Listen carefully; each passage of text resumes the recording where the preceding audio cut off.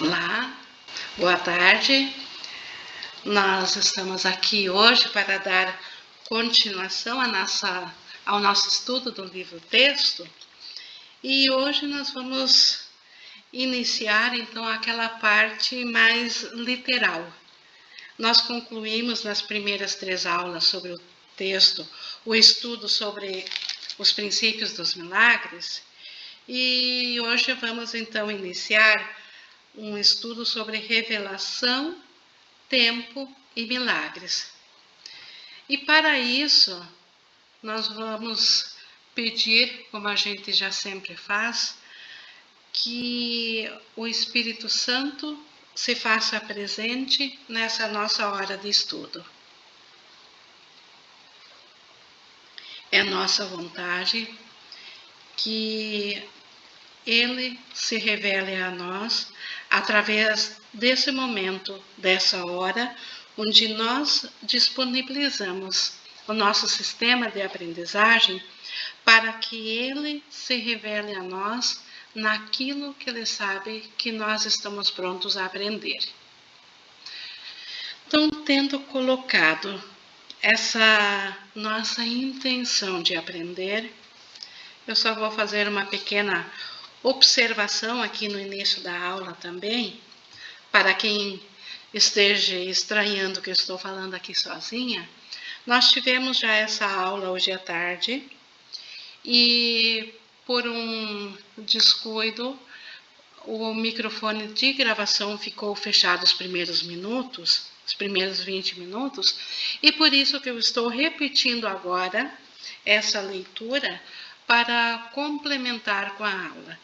Então, após a introdução que eu farei sozinha, vou linkar junto à parte gravada, aqui está com o áudio, com o restante do texto e com a interação do grupo. Então, colocando isso, eu só quero falar ainda que Jesus, aqui, já de cara, na primeira parte, quando ele começa a falar do texto de forma sequencial, ele deixa bem claro qual o seu papel em relação ao curso e em relação à vida, em relação a tudo. O papel do tempo, qual é o papel dos milagres e qual o papel da revelação. Lembrando que revelação é a forma de comunicação de Deus para com a sua criatura, para conosco. E Jesus começa dizendo assim, que a revelação, ela induz a uma suspensão completa, porém temporária, da dúvida e do medo. Então, a revelação, ela acontece num estado mental onde já não haja mais dúvidas e já não há mais medo. E isso dificilmente seria prático para nós aonde nós nos encontramos hoje, porque nós ainda temos uma mente que duvida, uma mente que sente medo, porque é uma mente que acredita na dualidade. Então, por isso que ele faz então essa distinção. Então, a revelação é um fim que nós queremos atingir, mas não é o meio. O meio é através da cura dos milagres. Por isso ele continua dizendo que a revelação, ela reflete a forma original de comunicação entre Deus e suas criações, envolvendo o sentido extremamente pessoal da criação, às vezes buscado em relacionamentos físicos. E aqui eu já tinha colocado ao pessoal que Deus, ele se revela inteiramente a sua criação. Ele não esconde nada, ele não deixa nada para trás. Então, no estado de céu, no estado de unicidade perfeita, onde o Filho recebe todo o amor de Deus, ou todos os pensamentos de Deus, nada fica de fora. Então, isso demonstra um caráter extremamente íntimo que a criação, que o Filho de Deus tem com o Pai. O Pai, ele se estende, ele se dá por inteiro. Então, isto é verdadeira comunicação, isto é verdadeira intimidade. Como o ego, aqui, já falando no pós-separação, onde nós nos encontramos agora, como o ego pegou tudo que vem de Deus e inverteu, colocou de cabeça para baixo, para criar um reino à parte de Deus, o que o ego fez com esta íntima ligação que a criação, o filho, tem com o pai? Ele inverteu essa forte ligação, essa íntima ligação, jogando-a para cima de corpos. E então o ego agora nos induz a nós buscarmos a mesma intimidade que é a nossa, por natureza de sermos filhos de Deus, por sermos um espírito de luz e estarmos intimamente ligados ao próprio Pai. O ego, ele faz com que a gente busque essa forma de interação através de relacionamentos físicos. Como ele diz aqui, a intimidade física não é capaz de consegui-lo. Então, o ego, ele quer fazer a mesma coisa que Deus se une em espírito, o ego, só que ele quer fazer isso através de corpos, de relacionamentos físicos. E isso é impossível. Corpos não podem atender a esse estado de presença, a esse estado de verdadeira comunhão, a esse estado de verdadeira intimidade. Milagres, todavia, são genuinamente interpessoais e resultam em verdadeira intimidade com os outros. Então, qual é a contraproposta agora do Espírito Santo para o ego? Deus nos fez em espírito, em completa unicidade com Ele, em íntima ligação com Ele. O ego criou corpos e quer que a gente busque em parceiros físicos essa intimidade. O que o Espírito Santo tem para a resposta dessa busca do ego, que jamais vai trazer essa intimidade a nós? O Espírito Santo oferece o milagre. O milagre é a verdadeira intimidade e a verdadeira comunicação, porque o milagre nos une à mente do nosso irmão. Então, o milagre substitui aquilo que o ego quer nos oferecer por relacionamentos físicos. Porque a verdadeira unicidade que nós podemos experienciar aqui no mundo físico, ele é de mente para mente. É na mente do Espírito Santo que reconhece a si mesmo na mente do irmão. Por isso que ele segue dizendo aqui: a revelação te une diretamente a Deus. Então, a revelação é a comunicação de Deus com o Filho. Acontece num estado de total unicidade. Milagres, eles te unem diretamente ao teu irmão. Então, aqui no mundo físico, é os milagres que nós temos ao nosso dispor. É eles que vão completar aquela falta que o ego quer preencher através de relacionamentos e de intimidade física. Só os milagres, que é o reconhecimento do amor do Espírito Santo, é que consegue preencher isso, porque ele me liga diretamente ao meu irmão. Nenhum dos dois emana da consciência, nem a revelação, que é a comunicação de Deus, e nem o milagre, que é a comunicação do Espírito Santo. Ambos, eles não surgem na nossa consciência, mas ambos são experienciados lá. Então, é lá na nossa consciência que nós sentimos os efeitos deles, embora a revelação venha de Deus e o milagre do Espírito Santo. A consciência é o estado que induz a ação, embora não a inspire. O que é isso? A consciência é o nosso estado atual, o qual nos faz interagir dentro do mundo físico. A consciência é que nos prova que nós somos um corpo e nós reagimos dessa forma como se fôssemos corpos. E então, por isso que é dito que a consciência é um estado que induz a ação, embora não a inspire. Quem inspira a ação? Ou pode ser o ego ou o Espírito Santo. Nós sempre agimos com um ou com o outro. Como ele segue aqui, tu és livre para acreditar no que escolheres e o que fazes atesta o que acreditas. Aqui, já de início, Jesus está dizendo que o que nós fizemos apenas comprova a forma pela qual nós pensamos. Então, os pensamentos da mente antecedem o comportamento, antecedem aquilo que nós fizemos. E nós só agimos aqui no mundo porque nós temos uma consciência de que nós estamos no mundo. E é essa consciência que nos leva à ação de pensarmos que estamos no mundo.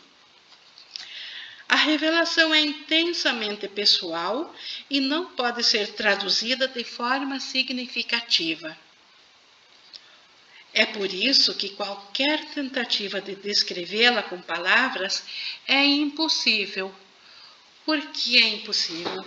Nós não temos palavras que são símbolos de símbolos para descrever a totalidade de uma experiência de saber-se que nós somos o amor de Deus, que nós somos parte de Deus, que é isso que a revelação nos traz. Então, a revelação é aquele estado súbito de êxtase celestial a que algumas pessoas, eventualmente, por alguns momentos, experienciam. Podemos tanto ter essa experiência quanto não ter para alcançar a iluminação. Porque, de qualquer maneira, enquanto nós estivermos aqui nesse mundo, a experiência de revelação não consegue durar. Por quê? Porque nós ainda temos uma culpa da mente que se acha separada a ser curada. E quando a culpa bate, o medo bate. E no medo é impossível experienciar o amor de Deus. A revelação, continuando aqui no 2.3, a revelação só induz a experiência. Ela só traz aquele êxtase de saber que nós somos um do amor. Milagres, por outro lado, induzem a ação. Qual é a ação? A ação de saber-se que nós, eu e o meu irmão, somos um só. É isso que cura a mente, é isso que traz o remédio que eu preciso para a minha crença de que eu sou separada do meu irmão e, consequentemente, separada de Deus. Então, os milagres, eles são mais úteis agora devido à sua natureza interpessoal. Então, como os milagres são comunicação com o irmão, é disso que nós precisamos, porque é isso, é a consciência de eu ser separada do meu irmão que faz com que a minha consciência de que ainda somos um em Deus esteja bloqueada na nossa consciência. E o milagre, ele então é uma comunicação com o irmão, por isso que ele é mais útil agora. Nessa fase do aprendizado, é importante trabalhar com milagres, porque a libertação do medo não pode ser imposta a ti. Por que a libertação não pode ser imposta? Porque o medo, embora não pareça ser assim, o medo é uma escolha. Nós escolhemos olhar sem amor. E no vão, aonde vem essa abertura do sem amor, é lá que o medo se instaura. É lá que ele faz moradia. E isso foi uma escolha nossa, então é da nossa vontade. E Deus desconhece duas vontades. Se eu tiver a vontade de estar no medo, Deus respeita a minha vontade e aguarda até eu desistir dessa vontade, até eu desistir de estar no medo e eu aceitar estar de volta no amor. Então, por isso que nessa fase do aprendizado é importante trabalhar com milagres. Os milagres acabam com esse medo. Como que eles fazem isso? Porque o medo vem porque eu me acho separado, como eu já falei. O Espírito Santo que traz o milagre, ele é o mesmo que está no irmão. Então, no momento que eu me vejo no meu irmão, no Espírito Santo dele, que é o mesmo que está em mim, eu automaticamente deixarei de ter medo do meu irmão. Por quê? Porque ele é o Cristo, ele é um com o Espírito Santo, então ele ainda é um com o amor. Embora que no comportamento ele não saiba disso. Então, por isso que nós precisamos atualmente mais dos milagres do que da revelação. A revelação é literalmente indizível, porque é uma experiência de amor indizível. Indizível significa que não há como descrever com palavras. Não há, é uma coisa tão extraordinária que não há como ensinar alguém. A reverência, ela deve ser reservada para a revelação, a qual pode ser aplicada correta e perfeitamente. Então, a revelação é a comunicação de Deus conosco, que induz a um estado de extremo amor, de só amor. E a reverência, que é uma adoração, ela só é apropriada a esse estado e nada mais. Nada que não seja a perfeita unicidade do amor, dessa experiência, desse êxtase, deve ser adorado ou reverenciado. Jesus, então, está explicando aqui o papel adequado de cada sentimento. Então, esse sentimento de adoração, de se sentir-se diante, de estar extasiado diante de uma revelação, diante de uma experiência de só amor, aí a adoração ou a reverência é adequada. Por outro lado, ela não é apropriada para milagres, porque o estado de reverência é pleno de adoração, implicando que alguém de ordem menor, se encontra diante do seu Criador. Então, o milagre, nós devemos ser gratos a ele, mas não adorá-lo, não reverenciá-lo. Por quê? Porque ele é um sinal entre irmãos, entre seres da mesma ordem. Por isso que não é uma atitude adequada, a adoração não é uma atitude adequada aos milagres. Gratidão, sim. Tu és uma criação perfeita e deves experimentar reverência somente na presença do Criador da perfeição. Então, somente diante da experiência de estar na presença de Deus, aí o estado de reverência é adequado. O milagre é, portanto, um sinal de amor entre iguais. Iguais não devem se reverenciar um ao outro, pois a reverência implica desigualdade. É, portanto, uma reação inadequada a mim. Olha, Jesus aqui se colocando como um igual. Jesus é um irmão para nós.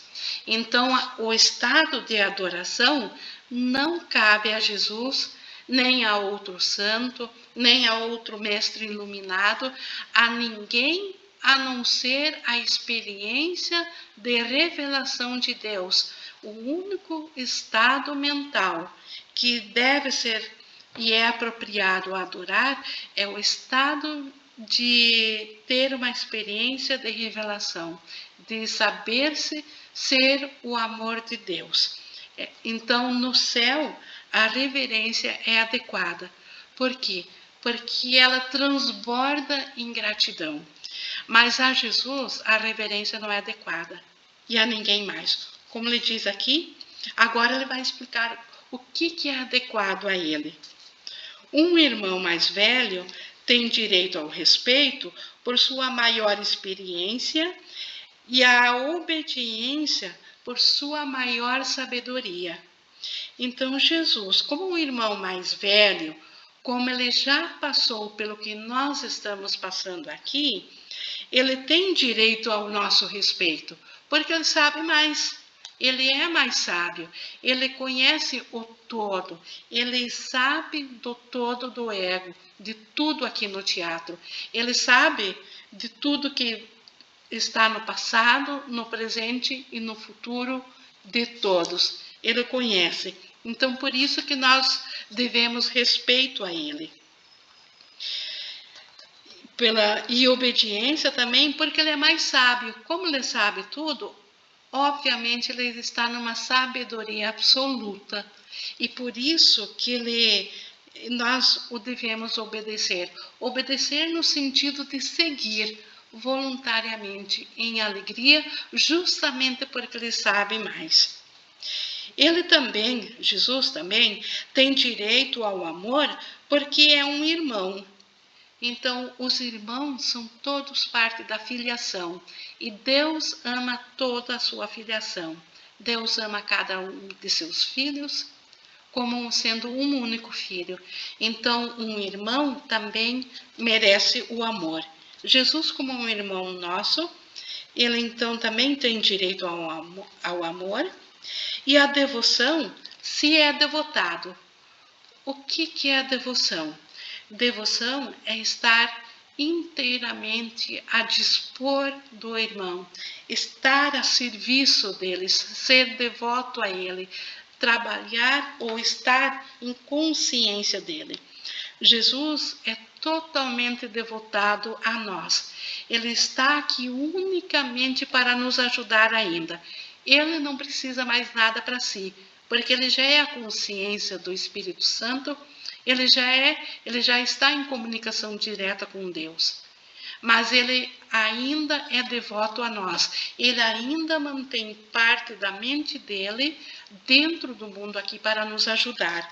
E por ter tal devoção para conosco, ele tem direito à devoção. Então, nós também devemos ser devotos a ele. No sentido de nós podemos fazer tudo o que fizemos em nome de Jesus. Por quê? Porque ele é devoto a nós. Então, nós podemos também contar com ele como parte nossa. E Jesus continua dizendo aqui, é somente a minha devoção que me dá direito à tua.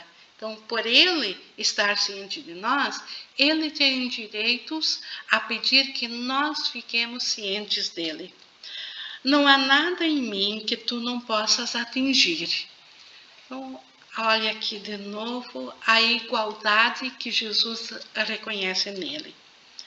Eu nada tenho que não venha de Deus. A diferença entre nós agora é que eu não tenho nada mais. Então, nós ainda temos a Deus e ao ego. Então, nós temos algo a mais. Jesus já não tem mais o ego na sua consciência, porque ele está inteiramente ligado ao Espírito Santo. E isso me deixa num estado que em ti é apenas potencial. Então, Jesus já completou isso, mas nós chegaremos lá. E com isso, então, eu encerro essa parte aqui, porque daqui em diante do 4, nós já temos gravado tanto em vídeo quanto em áudio. Vou continuar agora com o microfone da gravação aberta. Então, nós estamos continuando, terminando aqui o 3, que Jesus se coloca, então, como um igual a nós, e que isso... o que ele tem, então, de diferente de nós? Que nós ainda temos um ego. Então, na verdade, nós temos algo a mais que ele já não tem mais. E isso deixa a nós num estado que em nós é apenas um potencial. Então, nós ainda chegaremos aonde Jesus está. É um potencial em aberto. Jesus Ele já completou, ele já é. Nele já é uma realidade absoluta. E continuando aqui no 4, ninguém vem ao Pai senão por mim, e isso Jesus coloca na Bíblia, não significa que seja de modo algum separado. Só um momentinho. Tá. Isso não significa de modo algum que nós sejamos separados ou diferentes, exceto no tempo. E o tempo não existe. Então, quando Jesus diz que ninguém vem ao Pai senão por mim, ele está dizendo que como nós ainda temos um ego, é difícil, nós não temos como ouvir a Deus, porque Deus só chega a se comunicar na mesma ordem. Mas Jesus, que ele já não tem mais ego, ele já está nessa ordem de Deus. Ele já ouve diretamente a Deus. Mas ele ainda está ciente de nós. Então, por isso que ele pode servir de intermediário. Então, por isso que ele pode trazer mais perto da nossa consciência o amor de Deus do que nós tentarmos sozinhos. A declaração, então, essa de que ninguém vem ao Pai senão por mim, é mais significativa em termos de um eixo vertical do que horizontal. Então, na horizontal, nós precisamos nos ligar ao irmão. Nós vamos encontrar a Deus no irmão. Mas num sentido vertical, de nós diretamente a Deus, enquanto tivermos ego, nós não vamos conseguir nos ligar a Deus. Então, Jesus intermedia isso. Por isso que num eixo vertical de ligação direta a Deus, Jesus pode nos ajudar nisso. Isso é um papel pessoal. Ele e todos os iluminados têm. Tu estás abaixo de mim e eu estou abaixo de Deus. Jesus de novo esclarecendo. Então, Deus, a totalidade completa. Jesus, que como nós pensou-se separado, ele está abaixo de Deus. Mas como nós ainda acreditamos que temos um ego e ele já não acredita mais, nós estamos abaixo de Jesus. Isso considerando uma imagem vertical. Então, tu estás abaixo de mim e eu estou abaixo de Deus. No processo de subida, eu estou mais acima, porque sem mim a distância entre Deus e o homem seria grande demais para abrangeres. Então, aqui está o papel de Salvador de Jesus. Graças a ele, nós temos como chegar a Deus diretamente, porque nós temos esse nosso irmão que faz esse papel intermediário.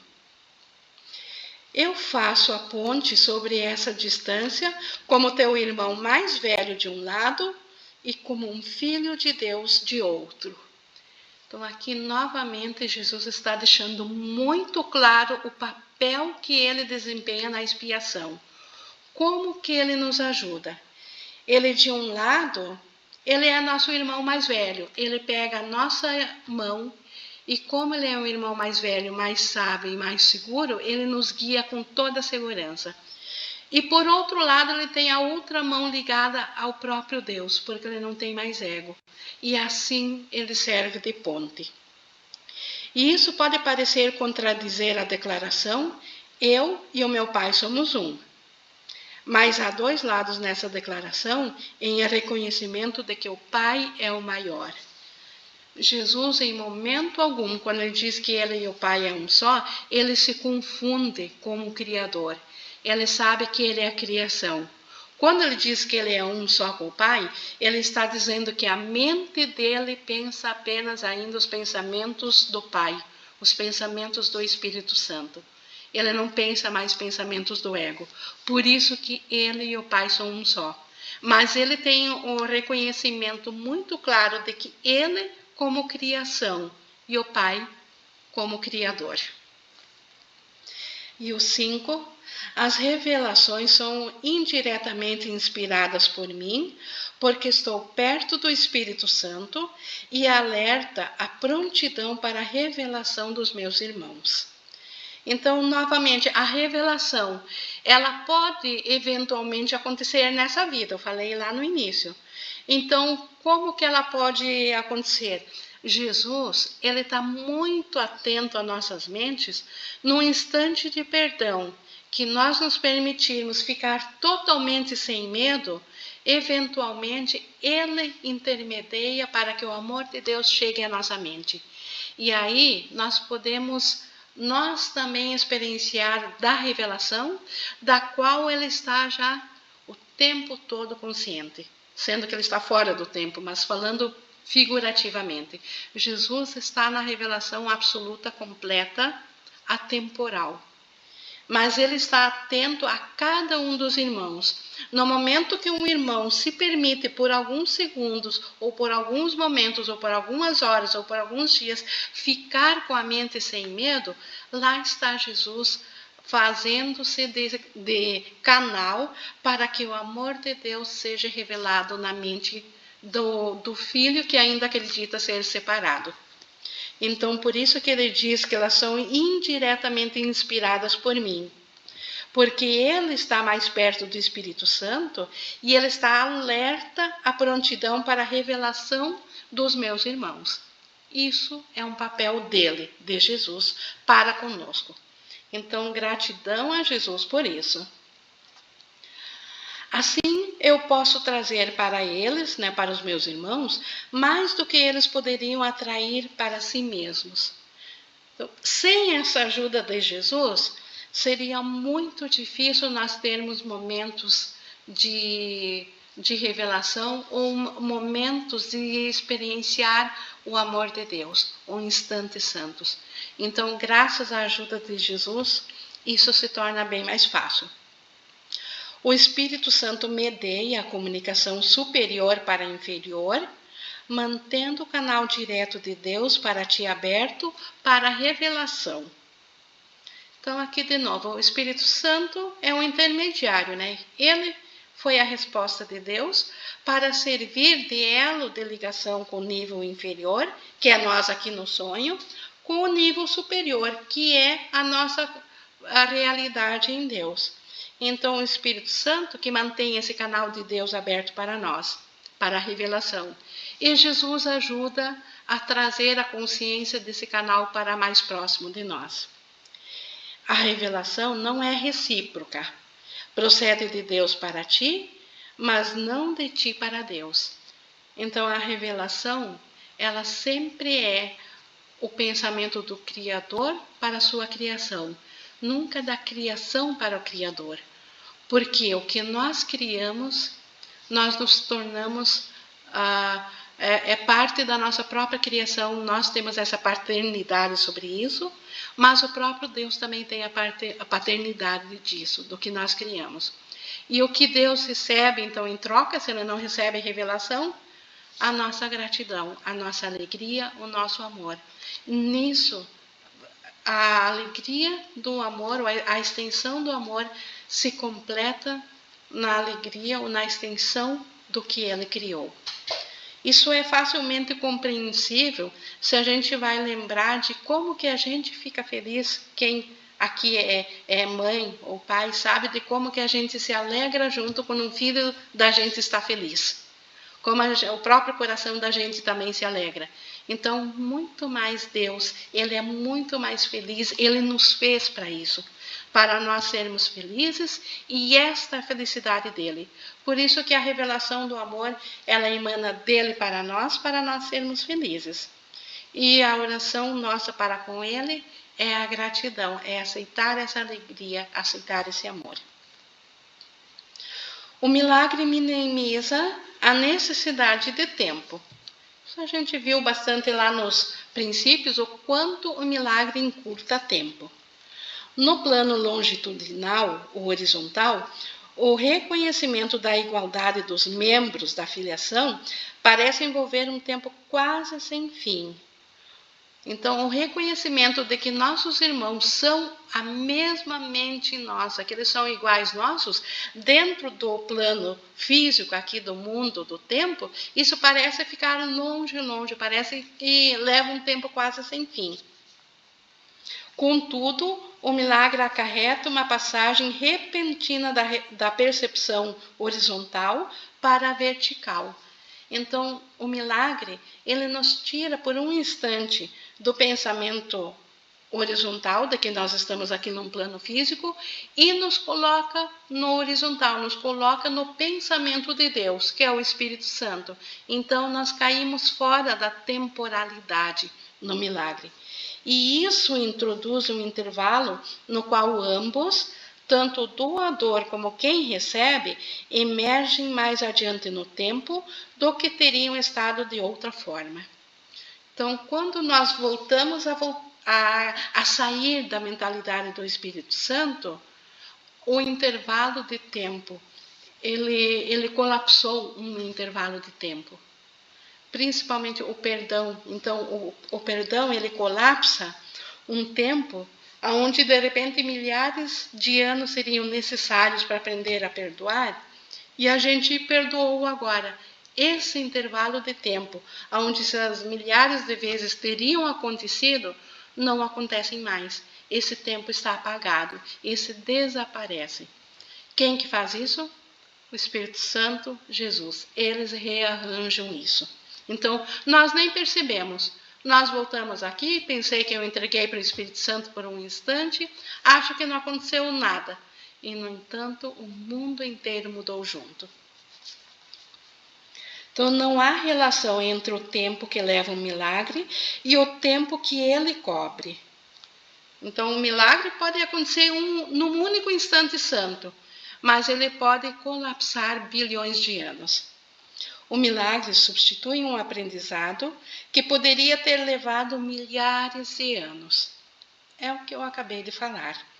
E faz isso através do reconhecimento subjacente da perfeita igualdade entre quem dá e quem recebe, da qual o milagre se baseia. Então, o milagre, ele vem da mentalidade do Espírito Santo e ele reconhece que tanto o doador como o receptor são o mesmo. Então, por isso, nesse reconhecimento, nessa igualdade, é que ele consegue funcionar. O milagre encurta o tempo, colapsando-o, assim eliminando certos intervalos dentro dele. Faz isso, porém, dentro de uma sequência temporal mais ampla. Então, aparentemente, nessa vida aqui, eu perdoei e parece que continuou tudo na mesma. Mas vamos dizer que eu vou para as entrevidas e milhares de vidas eu não preciso mais nascer dentro de um ego, porque eu perdoei aqui. Então, é uma sequência temporal muito mais ampla. Não é aquilo que nosso ser limitado aqui consegue reconhecer. E isso que nós tínhamos, então, aqui na revelação. Só quero fazer um breve comentário hoje, que a gente tem a primeira parte do livro-texto, e não sei se vocês perceberam o quanto aqui a gente tem os princípios dos milagres junto. E só para dar um exemplo, só vou fazer isso hoje, depois a gente segue a sequência e a gente não precisa voltar aos princípios, mas eu só quero voltar hoje para exemplificar de como os princípios dos milagres estão dentro do livro-texto. E já no 28, que ele diz que o princípio 28, que milagres são um caminho para ganhar a liberação do medo. Então, isso a gente viu hoje, que a única maneira de desfazer o medo é através do milagre, porque o milagre é uma correção do Espírito Santo. Lá no 31, por exemplo, milagres devem inspirar gratidão, não reverência. A gente viu isso bastante, que a reverência é só a Deus. Lá no 32, eu inspiro todos os milagres que são realmente intercessões. Jesus falando da pessoa dele. E a gente viu isso hoje, Jesus ampliando essa ideia que ele traz mais para nós, ele os inspira. Só para outro exemplo, lá no 47, o milagre é um instrumento de aprendizado que faz com que a necessidade de tempo diminua. Ele colapsa o tempo, como a gente acabou de ver. Lá no 48, o milagre é o único instrumento à tua disposição imediata para controlar o tempo. para trazer a ideia de despertarmos para mais próximo de nós.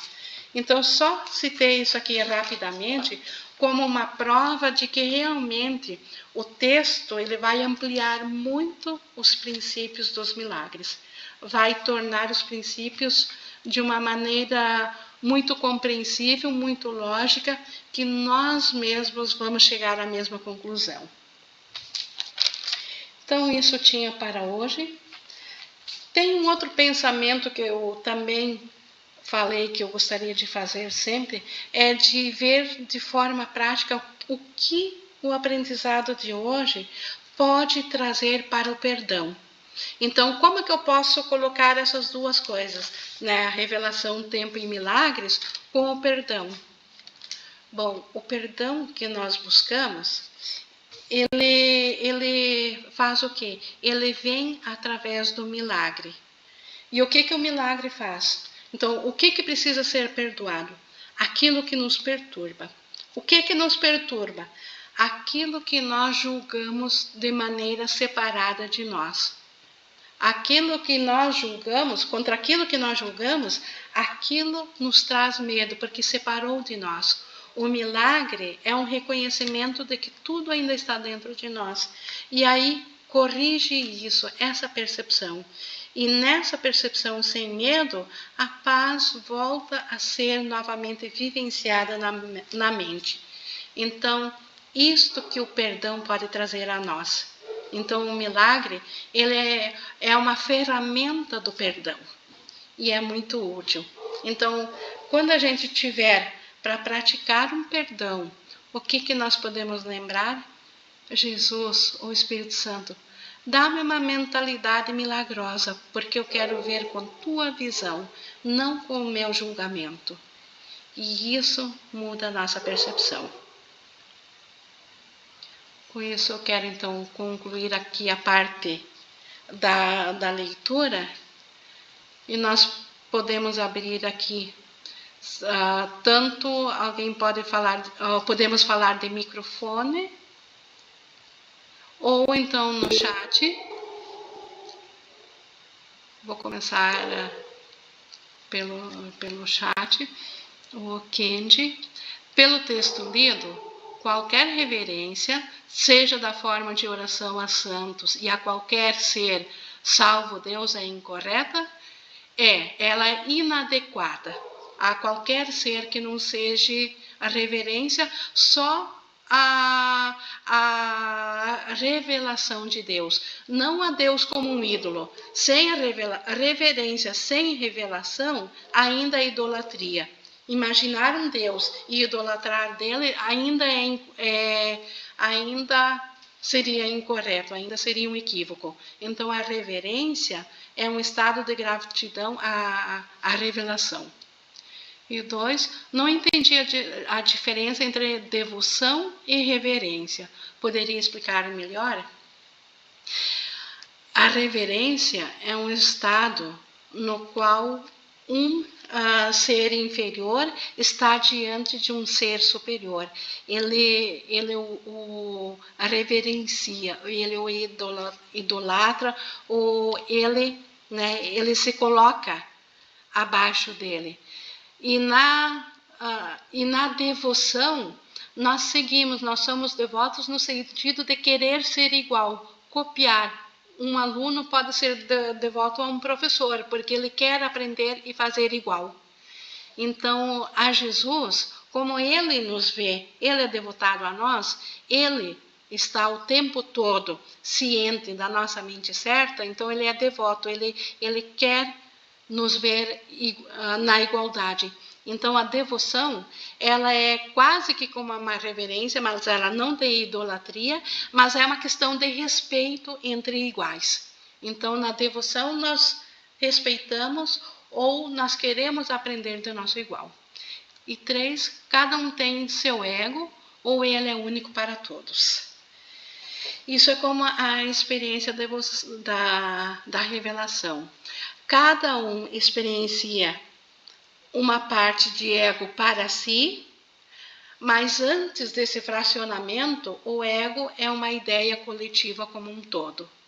Então, na nossa experiência, nós não temos mais experiência do ego como um todo, mas sim de um ego separado. Então, no nível físico que nós estamos aqui, seria justo dizer que cada um tem um ego. Tanto é que Jesus já largou a parte dele, ele não tem mais. Nós temos. Mas, na verdade, antes disso, lá na mente certa, onde o Espírito Santo é a escolha o ego, assim como a mente certa, é um só também. Não existem bilhões de egos. A experiência é que ele se projetou para fora também o ego. Ele também se projetou em bilhões de egos e cada partezinha tem que retornar para, quer dizer, cada partezinha ainda contém o todo do ego, que nem o Filho de Deus, que é um só, mas se experiencia separado. E a Isabela? O que Jesus faz para não ter ego, que nós não conseguimos fazer? Eu não entendi a parte, ninguém vem ao Pai senão por mim. Bom, o que Jesus fez e faz na prática é que ele se identifica na sua mente, no seu pensamento, só com o Espírito Santo. Nós não conseguimos fazer ainda porque nós ainda temos crenças de que nós temos separados de Deus. Jesus, ele não tem mais essa crença. Ele já tem certeza absoluta que ele é um em Deus.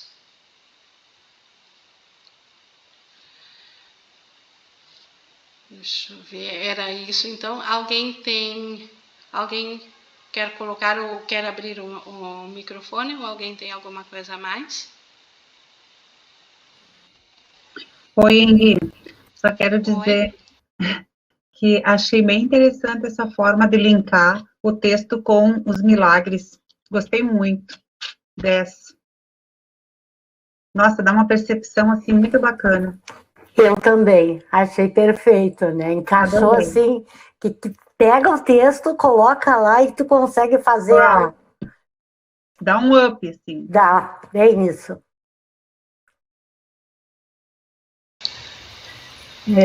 Ingrid,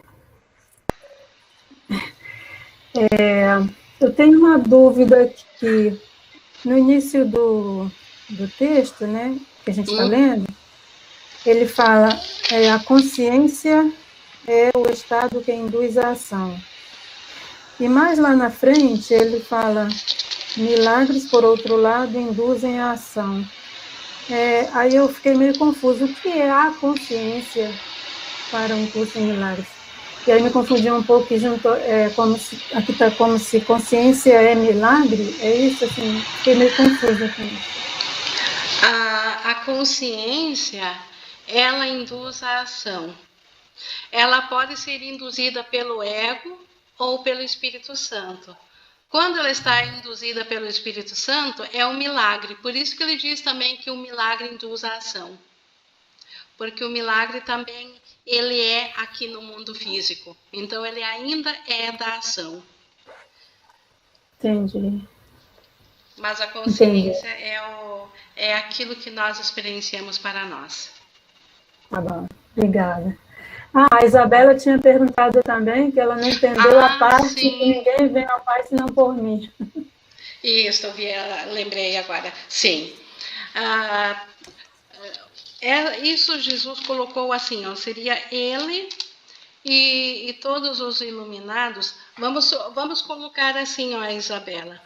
Antes da primeira pessoa se iluminar, antes de Jesus, o Espírito Santo estava na nossa mente, mas estava inacessível para a nossa consciência, porque nós estávamos conscientes de que nós éramos um ser separado.